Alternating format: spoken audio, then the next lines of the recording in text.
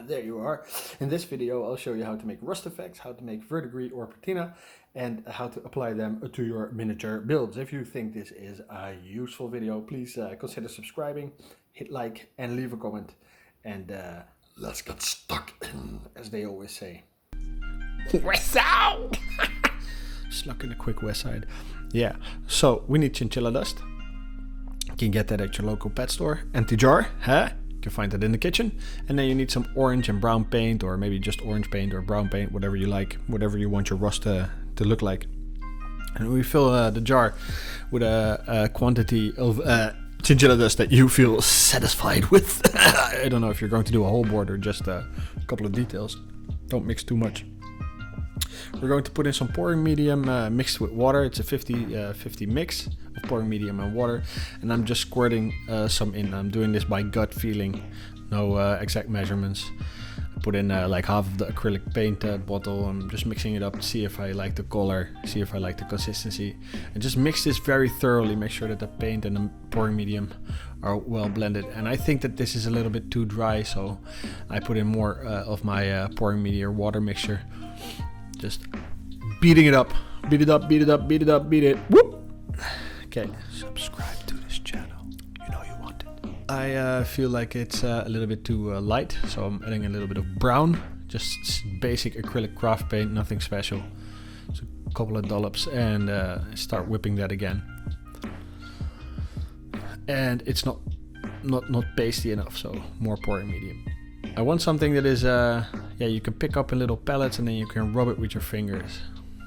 Should be the consistency of like a very dry mud.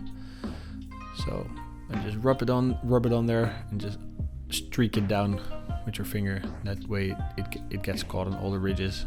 This looks really cool. And I'll do the whole building, top, side. I'm not going to show you everything. You get the idea after a couple of rubs, right? And then if there's too much on it, you take a little brush, and with that brush you dust off the excess. And as I do this, you can subscribe, hit like, and leave a comment. You do it everywhere where you applied the rust.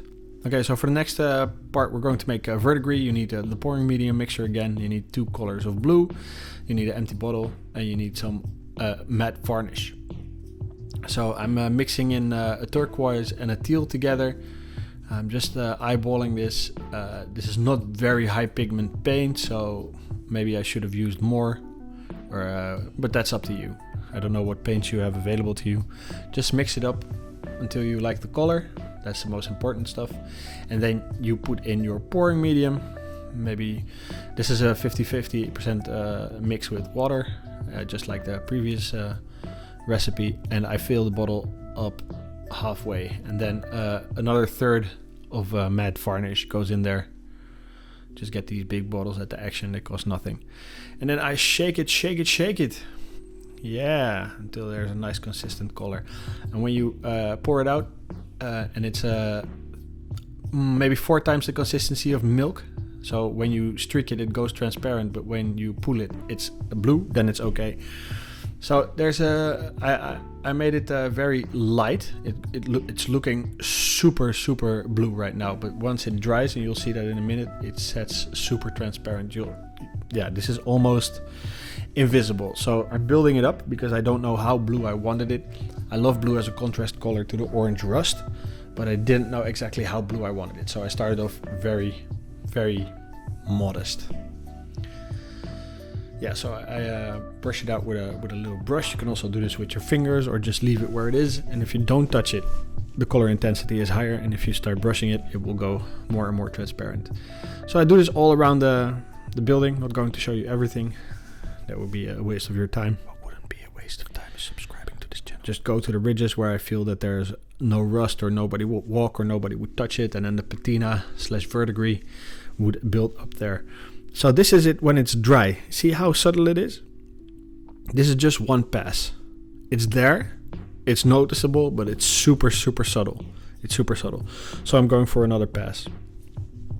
I want it a little bit more intense, so I'm doing another layer of this on top of it. So this is 2 layers. Something inside you really wants you to subscribe to this channel. And remember, like copper turns blue and bronze turns green. So if you're making patina, use different types of turquoise, different types of green for different types of metals. Yeah, I like it after 2 passes. I'm going to leave it at this. But if you want it more intense, you go ahead, right? So that's all there is to cheaply weathering your builds. If you like this video, please hit subscribe. Leave a comment. I always reply, don't be shy.